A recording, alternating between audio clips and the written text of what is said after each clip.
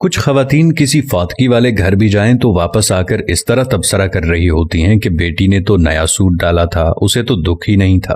بہو تو ایسے ہنس ہنس کر بات کر رہی تھی جیسے اس کی دیرینہ خواہش پوری ہو گئی ہو۔ کوئی زیادہ رو رہا ہو تو اعتراض، کوئی صبر کر کے بیٹھا ہو تو مسئلہ، گھر صاف ہو تو تبصرہ، صاف نہ ہو تو تنقید۔ تمہیں کس نے حق دیا ہے دوسروں کو جج کرنے کا؟ کسی کا جوتا پہن کر جب تک خود نہ چلو تب تک اس کے چلنے پر اعتراض نہ کرو۔ خود تو 4 پلیٹ بریانی تناول کر کے ڈکار بھی نہ ماریں اور دوسروں پر تابڑ توڑ حملے۔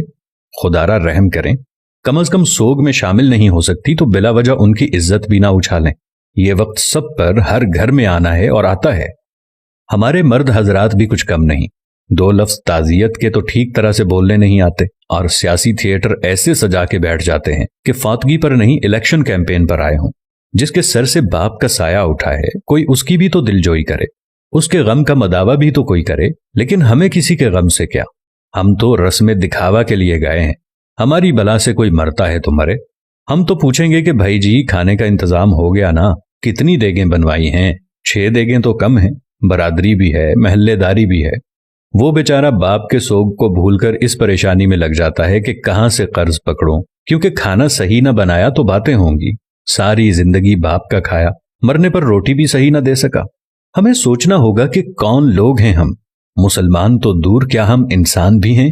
جانوروں کا بھی کوئی مر جائے تو وہ ایسے دعوتیں نہیں اڑاتے، اور اشرف المخلوقات کا تاج پہن کر حیوانیت کی ساری حدیں عبور کر جانا کہاں کی انسانیت ہے؟ میں نے میت کے گھر میں ایسی آوازیں بھی سنی ہیں، جو دیگ پر بانٹنے میں لگا ہوتا ہے اسے کہا جاتا ہے ذرا پلیٹ میں 4 بوٹیاں زیادہ ڈال دینا، وہ داماد بھی آیا ہے تو اسے کھانا دینا ہے۔ وہ بیٹی جو ماں یا باپ کی میت پر رو رو کر ہلکان ہو رہی تھی، جیسے ہی جنازہ اٹھتا ہے تو وہ سارا غم پسے پشت ڈال کر کھانا تقسیم کرنے میں لگ جاتی ہے کہ سسرال والے بھی آئے ہیں، انہیں کھانا نہ ملا تو ساری زندگی باتیں سننے کو ملیں گی کہ تیرے باپ کی میت پر تو ہمیں کھانا بھی نہیں پوچھا کسی نے۔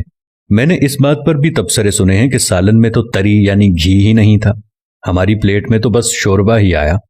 ہم بحیثیت معاشرہ ظالم بن گئے ہیں۔ خوشیاں تو کجا، ہم نے مرگوں کو بھی اپنے شریکے پورے کرنے کے لیے ایونٹ بنا لیا ہے۔ جب میں کہتا ہوں الہی میرا احوال دیکھ، حکم ہوتا ہے بندے ذرا نامہ اعمال دیکھ۔ کچھ سوال آپ کے ضمیر کے دروازے پر چھوڑ رہا ہوں۔ کیا ہم فطیدگی کے کھانے کا بائیکاٹ نہیں کر سکتے؟ کیا ہم بھوک لگنے پر بازار سے کھانا نہیں کھا سکتے؟ کیا ہم گھر میں ایسا اصول نہیں بنا سکتے کہ خاندان میں کوئی کسی کی فطیدگی پر نہیں کھائے گا؟ سوچئے گا ضرور۔ اگر میری کسی بات یا عمل سے کسی بھائی یا دوست کو کچھ ناگوار گزرا ہو تو ان سے نہایت ادب و احترام سے معذرت۔ اب یہ ہم پہ ہے کہ ہم اس بات کو آگے پھیلاتے ہیں کہ محض ایک ویڈیو دیکھ کر گزار دیتے ہیں۔ بات مناسب لگے تو ایک لمحہ ضائع کیے بغیر شیئر کر دیجیے گا تاکہ اصلاح کا یہ سلسلہ جاری و ساری رہے۔ جزاکم اللہ خیر۔